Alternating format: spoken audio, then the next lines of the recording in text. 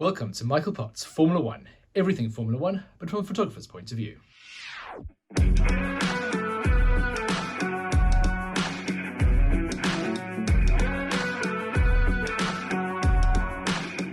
For this vlog, I'd like to do something a little bit different.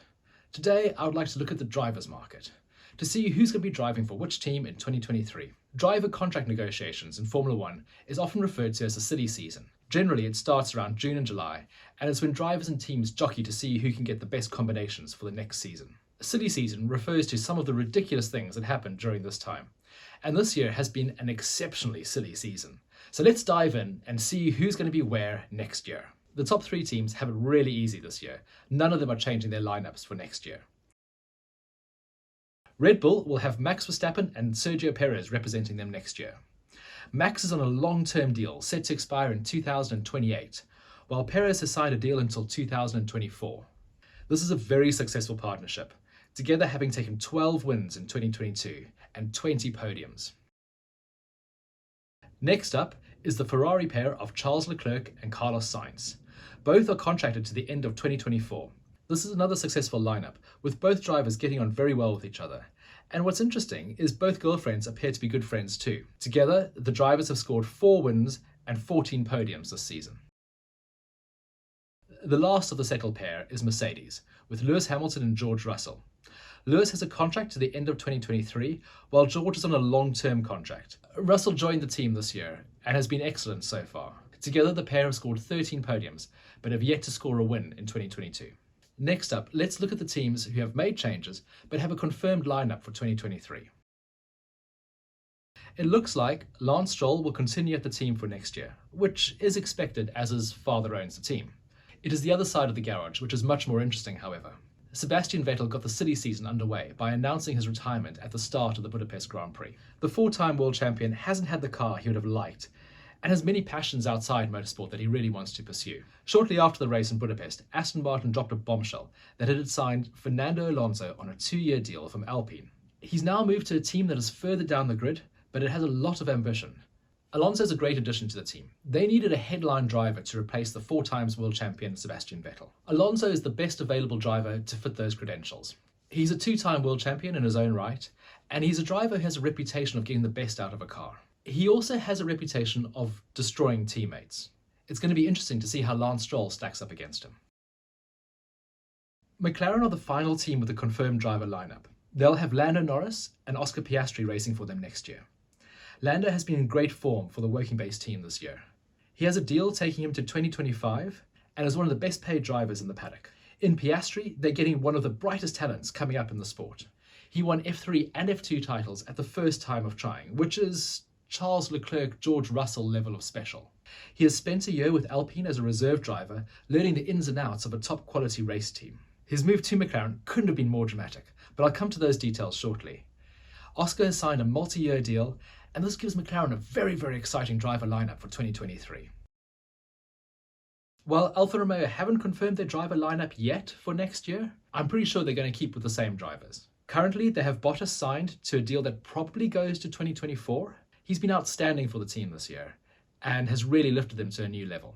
Zoe is his current teammate and he's out of contract at the end of the year. He's probably done enough to keep his race seat for next year. His results haven't shown how competitive he really is. He does come with considerable backing, which does help keep your seat. However, Formula 1 viewer numbers in China have dropped recently. This is largely to do with Formula 1 no longer being broadcast as a free service. The expected influx of Chinese sponsors hasn't materialized, and there's doubt about the race taking place in Shanghai next year due to the country's COVID policy. This could impact the potential funding package that Zoe can put together. He does face some competition from rising Formula 2 star Théo Pourchaire, who's currently second and has scored 7 podiums this year. That said, it would be a surprise if Zoe wasn't racing for Alfa Romeo next year. That leaves us with 4 teams, and that's where things get a little bit complex. Let's start with Alphatauri. Their current drivers, Pierre Gasly and Yuki Tsunoda, are sitting 11th and 16th respectively in the standings. Pierre has a contract until 2023, but Yuki is out of contract at the end of the season. It has emerged that Pierre has become a target for Alpine, as they would like to have an all-French lineup.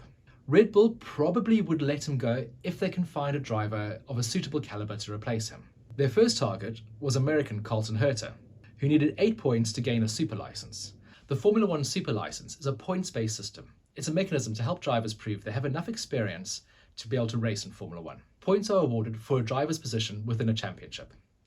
The points also differ between championships. For example, F3 doesn't have the same weight as F2. Herta has technically got enough points for a super license, however, one of the series that he competed in didn't have enough drivers, so the points for that series unfortunately don't count. So we're in this ridiculous situation where a guy who's won 7 IndyCar races doesn't qualify for Formula 1. The FIA have seriously missed an opportunity here to get an exciting American driver on the grid in a good team for 2023. It's not right that a multiple race winner for one of the top single-seater series doesn't qualify for Formula 1. The concept of a super license is great. We do want to make sure the best drivers are the ones turning out in Formula 1, not just the richest. However, this situation shows that the way the points are distributed isn't entirely fair. It shouldn't be designed to keep drivers like hooligan Herta out of Formula 1. Alphatauri now appear to have set their sights on Dutch driver Nick de Vries. He's a Formula 2 and Formula E champion, and he had an amazing debut at Monza last race, standing in for Alex Albon. If that fails, they're most likely going to keep Pierre Gasly. They have him under contract for another year. They're trying to make some money by having another team buy him out of his contract. In the second seat, Tsunoda probably hasn't done enough in 2 seasons to justify a 3rd season in Formula 1. He has shown some glimpses of talent, but too often he lets emotions get in the way. With Gasly leaving, this will boost his chance to re-sign for a 3rd season. He's also lucky that there's no Red Bull juniors banging down the door trying to take his seat, so the pressure's off there a little bit. With the Red Bull Porsche deal being over, it does give the opportunity for Honda to make a return. Negotiations with the Japanese engine manufacturer will be helped incredibly by having a Japanese driver in the team. The team that currently has the best seat available is Alpine. The French team shouldn't have been in this situation. At the start of the season, they had 3 drivers. 3 very, very good drivers. They had Esteban Ocon, who they signed until 2024. They had Fernando Alonso, whose contract was coming to an end at the end of the year, but who was enjoying his time at the team. And they had potential megastar Oscar Piastri as a reserve driver. Their plan was to re-sign Alonso for another year, with the option of a 2nd year if things were going well. They were going to loan Piastri to Williams for a season or 2, depending how things went. They could bring him in to replace Alonso. So that was the plan. It was all nice and neat. It was just great, except if you were Fernando Alonso or Oscar Piastri, neither of which were happy. This blew up spectacularly after the Hungarian Grand Prix. Fernando Alonso shocked everyone by announcing he'd done a deal to replace Sebastian Vettel at Aston Martin. Alpine were not expecting this, but it's okay, they have a reserve. So shortly after, they sent an announcement saying, Oscar Piastri will be racing for us in 2023. Hours later, Oscar sends out a tweet going, no, I won't. I don't have a contract. You didn't have my permission, and I'll be racing somewhere else next year. This blew everyone away. Alpine were scrambling. They thought they had a contract with Oscar. Turns out they didn't.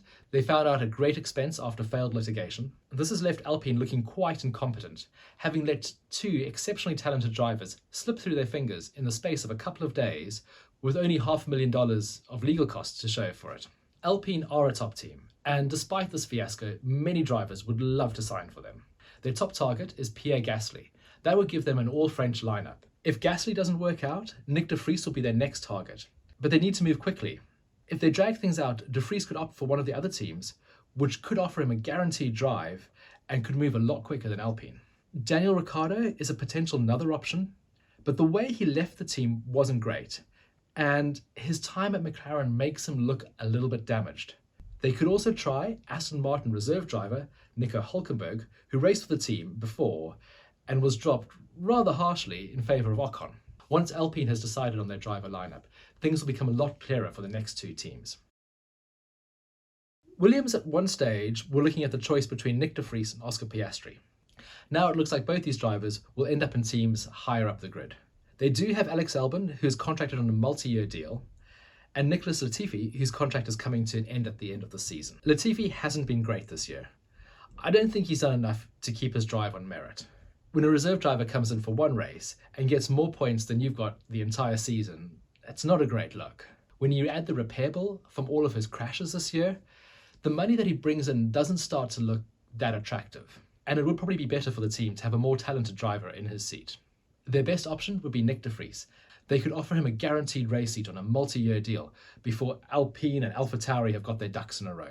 Failing that, an interesting option would be to take on Daniel Ricciardo. The Australian's reputation has taken a battering at McLaren this year, but he's still very, very fast when things go his way.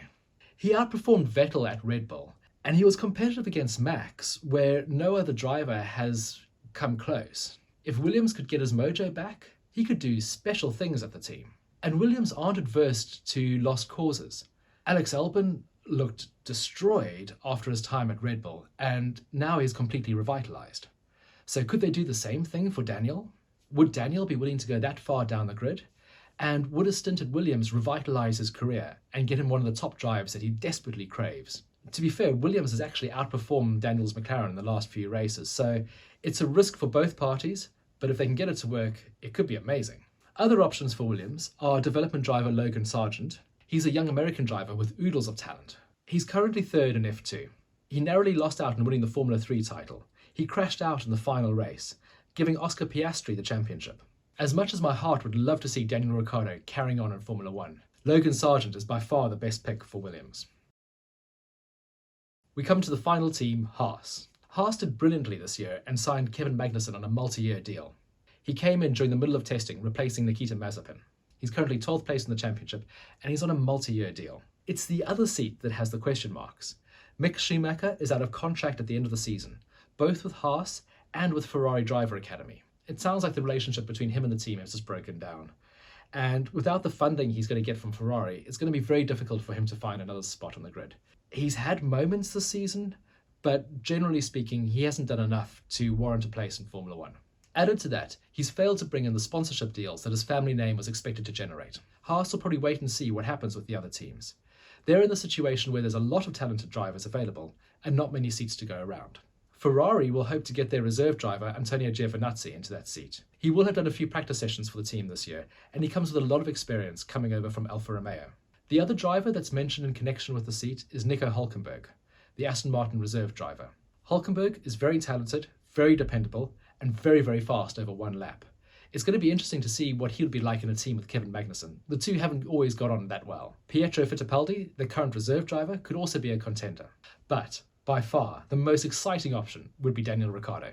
Can you imagine? The Gunther and Daniel show. It'll be everything that Netflix has always wanted.